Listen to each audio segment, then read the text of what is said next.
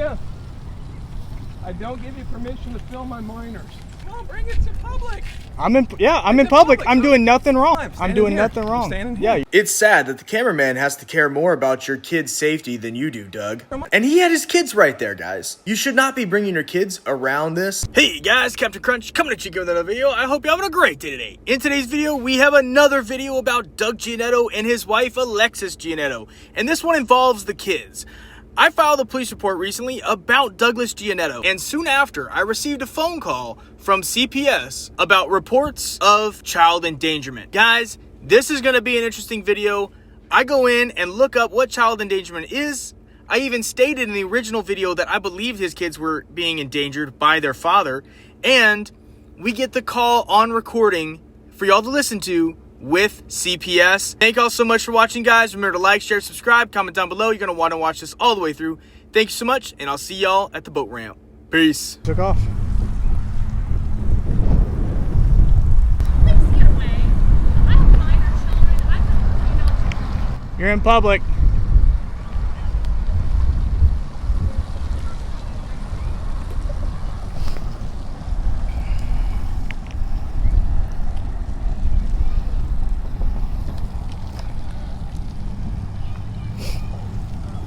This is her husband, Doug. He's going to aggressively approach me with what looks to be a 2-inch crescent wrench. And I tell you what, guys, that is a weapon, because I guarantee I have hammered so many nails and hit so many things with a crescent wrench that I can guarantee it would do a lot of damage to a person.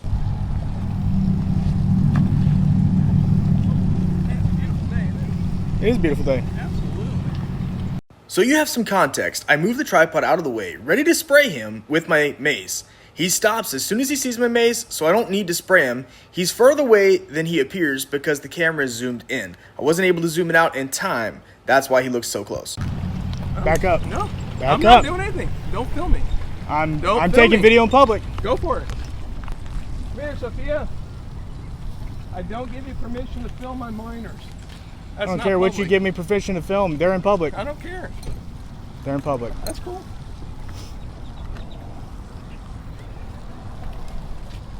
Mr. Green, this gentleman's filming my children. If it's on TV, take care of them. That's my turn. I got a good attorney too. Good. You can barely see it in the reflection of his sunglasses, but my mace was right there in the reflection in my hand. And he had his kids right there, guys. You should not be bringing your kids around this and putting your kids in this situation. That's child endangerment, in my opinion. That's great. I bet you need it for the ass whippings you get. All right. You almost got yourself one there. Come on, bring it to public. I'm in public. I'm doing nothing wrong. After speaking with my attorney about the lawsuit I'm filing and criminal charges against Doug, my lawyer mentioned possible child endangerment since he calls his children into a potentially violent situation. So I went to ChatGPT, and this is what I got. I asked ChatGPT if a man was trying to fight me around his children, would it constitute child endangerment? And this is what it gave me. Please feel free to stop and read. But it said, if a man tries to start a fight with you while his children are only a few feet away, his actions may put those children at risk of being physically harmed. State law says a person commits an offense if the person intentionally, knowingly, or recklessly, by act, engages in conduct that places a child in imminent danger of bodily injury. It also says that this offense is a state jail felony. Some of the factors that matter are proximity, the likelihood of harm, the intent versus recklessness, and the age of the children. I wanted to clarify the situation with ChatGPT and get a more conclusive, concrete answer as to what happened and what likely could be the result of his actions. And this is what ChatGPT came up with. It told me that by calling his children over and trying to start a fight in his presence, not only did he create a dangerous situation, but he arguably used the children as props in a potential fight. It said the conduct that he exhibited could be viewed as child endangerment. ChatGPT told me that he could face several legal implications, whether it be child endangerment or emotional and mental harm of the children. Because the father intentionally called them over and escalated the situation in front of them, his actions could be viewed as knowing or intentional, not just reckless. That strengthens the potential case for endangerment. I'm in public. I'm doing nothing wrong. You're right. Either. Okay, so the reason I didn't hit him was because he didn't consent to mutual combat. And he's also holding a weapon, guys. I'm not going to try to fight somebody holding a weapon. Just like he shouldn't be trying to fight with his kids around, because that's child endangerment. That's putting them in a very dangerous situation, because if we did get in a fight, it could potentially roll over onto them. They could get hit. They could get hurt. That's wrong, guys. It's sad that the cameraman has to care more about your kid's safety than you do, Doug. I'm doing nothing wrong. Yeah, you're acting like an idiot, looking like an idiot. You're going to look like an idiot on camera. And you're going to be on all over social media. Sounds good. Looking like an idiot. It takes one to know one, doesn't it? Only people that don't understand the First Amendment act like idiots. People that don't understand the First Amendment still Charles Kirk. They were idiots. Oh, yeah? Is that a threat against me? No, those guys were idiots. Oh, yeah. Yep, well, you're dishonoring Charlie Kirk's memory, sir. Yep, free speech is free speech. And we got Miss Karen over here calling the police. He's scaring us.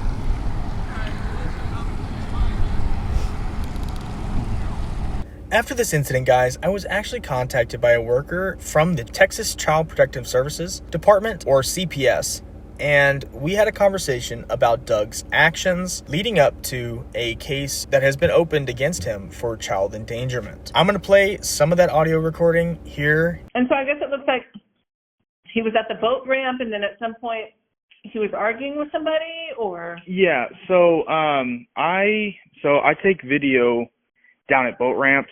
I like boats, and sometimes people get a little bit out of shape about it. Well, where it became criminal on his part is when he charged at me with a crescent wrench in his hand, and then he turns around and he calls his children over, and I'm still taking video at this point. Well, I still have my mates out because I don't know what he's going to do, and then he tells me I don't have permission to film his kids. He turned right back around. Kids are still within several of us, and he's like, well, hit me then. Do it. We're in public. Just go ahead, do it. I'm right here. Do it. And, I mean, his kids are right there, and he's trying to fight me with his kids there. And he's still holding the weapon in his hand. And that's where, and I even said, because I put a video out about it, and I even said in the video that I was worried for his kid's safety, and it said that I had to be more worried for his kid's safety than he would be. Because if we did get into a fight, there was a good chance we would have knocked into one of them, hit one of them, or something like that could have happened. Okay, and what was the mom? She wasn't doing anything. She was just kind of standing there. She was. I don't know if I'd have to go back and look at the video, but I believe she was back in the truck at this point. Like, she was just not even doing anything, but she wasn't even trying to de-escalate it or stop it or nothing. Because you couldn't even see the kids in the video until he called them over to be in frame of the video. Was that so that you wouldn't be able to post it, I guess, yeah. That's what he was trying to do, is try to be able to not to post it. And he had YouTube take it down once before, but I'm reposting the full video today, so that it's back up there because he got YouTube to take it down. Okay, and where can I go to see this video? If you go to Captain Crunch Boats, it'll be up in like the next hour. Oh, is that like your email, Captain Crunch Boats? Yes. Okay. And so how do you know it was this particular family? Like, did you run a license plate number? How did you know if you've never met this family? I noticed that, so I'm going to be 100% honest with you. I didn't know who he was. I'm an investigative journalist, and sometimes these things pique my interest. So I have I basically, when I was filming his truck, I saw it had dealer plates. There was a dealer tag on the front. And I went to Westside Chevrolet, which is what the dealer tag said. And when I went to Westside Chevrolet, I said, meet our staff. Usually managers are the only ones who get to drive demo vehicles. I looked up, meet our staff, and right in the middle, it said Douglas Gianetto. And so I was like, okay, well, I don't know if that's him for sure or not. So I was like, let me go look this up on Facebook, see if I can find Doug Gianetto on there and see if I can confirm it, you know. And I went on Facebook, looked up Doug Gianetto, and it popped up him and his wife share a joint Facebook account. And on that joint Facebook account was him, his wife, and the 2 kids that were there, and their older 2 kids. Wow, that's a lot of digging. That's good. Yeah. People can be Yeah. found. I'm pretty good at it for the criminal case. I'm going after him for and civil case as well. A criminal and a civil case? Yes, ma'am. I'm filing charges on him because I talked to my lawyer about it. I'm going to file charges on him tomorrow for assault and aggravated assault. Did he lay hands on you or? No. So assault is the threat of violence.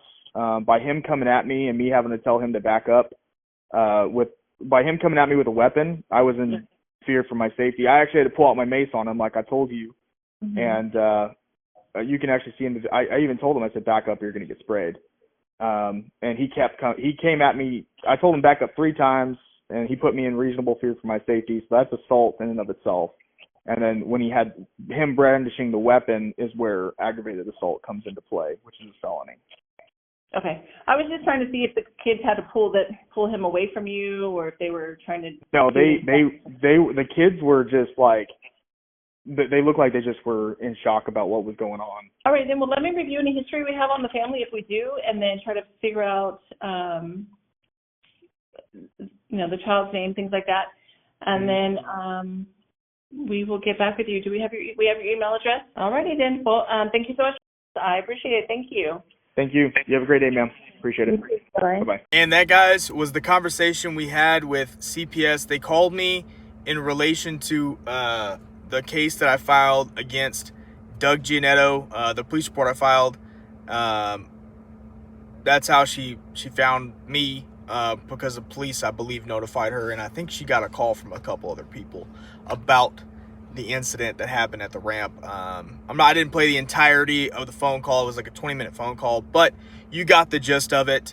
So we'll see what happens with that. She said she'd get back in contact with me about about the case and what's going on with that on that end.